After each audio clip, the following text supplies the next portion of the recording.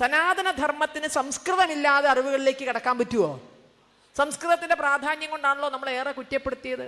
വരേണ്യവർഗത്തിന്റെ ഭാഷയായി ചിലർ കൈകാര്യം ചെയ്തു, മറ്റുള്ളവരെ പഠിക്കാൻ സമ്മതിച്ചില്ല, അല്ലേ? അധസ്ഥിതരെ സംസ്കൃതത്തിൽ, സനാതനധർമ്മത്തെ പറ്റി പറയണ എല്ലാ വേദിയിലും കേൾക്കണ പിണ്ടാമുണ്ടിയത്. അധസ്ഥിതരെ സംസ്കൃതത്തിൽ നിന്ന് അകറ്റി നിർത്തി വേദം കേൾക്കുന്ന ശൂദ്രന്റെ ചെവിയിൽ ഈയമുരുക്കി ഒഴിക്കണം. അങ്ങനെ ഒഴിച്ച ഏതെങ്കിലും കഥ നിങ്ങൾ കേട്ടിട്ടുണ്ടോ?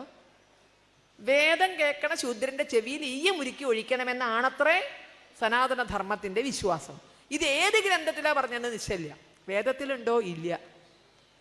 വേദത്തിലില്ല. ഇതിഹാസത്തിലുണ്ടോ? ഇല്ല. പുരാണത്തിലുണ്ടോ? ഇല്ല. പിന്നെ എവിടുന്നേ കിട്ടിയേ? ഏതോ സൂത്രത്തിലോ സൂക്തത്തിലോ എവിടെയോ പിന്നീട് കൂട്ടിച്ചേർത്താണോ നിശ്ചയം. പോട്ടെ, ഇന്ന ശൂദ്രന്റെ ചെവിയിൽ ഈ ഒരുക്കി ഒഴിച്ചു വേദം കേട്ടതിന്, അങ്ങനെ ഒരു ഉദാഹരണം പറയാനുണ്ടോ? ഇല്ല. അപ്പൊ ഈ ഒരു പുകമറ സൃഷ്ടിക്കുക. വേദം പഠിച്ചതിന്, വേദം കേട്ടതിന് ഈയമുരുക്കി ഒഴിക്കണമെങ്കിൽ ആദ്യം ഒഴിക്കേണ്ടിയിരുന്നത് വാത്മീകിയുടെ ചെവിട്ടിലാണ്. ആദിവാസിയാണ്, വേടനാണ്. രണ്ടാമത് ഉരുക്കി ഒഴിക്കേണ്ടത് വേദവ്യാസന്റെയാണ്. വേദങ്ങൾ 4 പകുത്ത വേദവ്യാസൻ. വേദം കേൾക്കാണ്ട പറ്റുമോ? 10 മാസം ഒരു അരയ സ്ത്രീയുടെ ഗർഭപാത്രത്തിൽ കിടന്നതാണ് വേദവ്യാസൻ. മുക്കുവൻ അരയനാ വേദവ്യാസൻ. ഉരുക്കി ഒഴിച്ചിട്ടുണ്ടോ?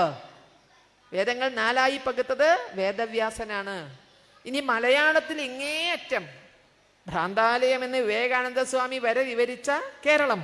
ഈ കേരളത്തിൽ നിത്യപാരായണത്തിന് നമ്മളെല്ലാം എടുക്കുന്ന അധ്യാത്മരാമായണം കിളിപ്പാട്ട് എഴുതിയ അതാരാ?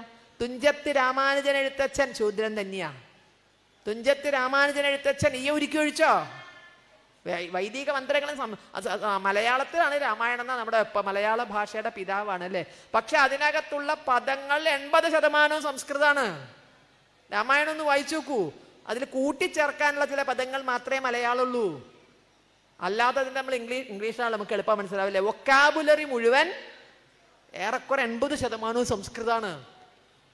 അപ്പൊ ആ സംസ്കൃതം കൈകാര്യം ചെയ്ത, വേദം കേട്ട തുഞ്ചത്ത് രാമാനുജൻ എഴുത്തച്ഛന്റെ ചെവിട്ടിൽ ഭ്രാന്താലയം എന്ന് വിശേഷിക്കപ്പെട്ട ജാതീയ ഉച്ചനീചിത്വങ്ങൾ ഉണ്ടായ കേരളത്തിൽ ഈ ഒരുക്കി ഒഴിച്ചിട്ടുണ്ടോ? അപ്പൊ പിന്നെ എവിടുന്ന് ഈ ഒരുക്കി ഒഴിക്കണത്? പോട്ടെ, ഇനി പോട്ടെ, അങ്ങനെ ഈയത്തിന്റെ കഥ അവിടെ നിൽക്കട്ടെ. ഇപ്പൊ ആരും ഈ ഒരുക്കി ഒഴിക്കില്ലല്ലോ. പിന്നെന്താ സംസ്കൃതം പഠിച്ച?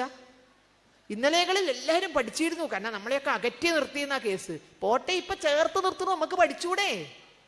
അങ്ങനെയല്ലേ വരേണ്യവർഗത്തിനോടുള്ള പ്രതികാരം വീട്ടുക. ഞങ്ങളും ഇതാ പഠിക്കണം. ഇനി എന്തേ പഠിക്കാത്തത്?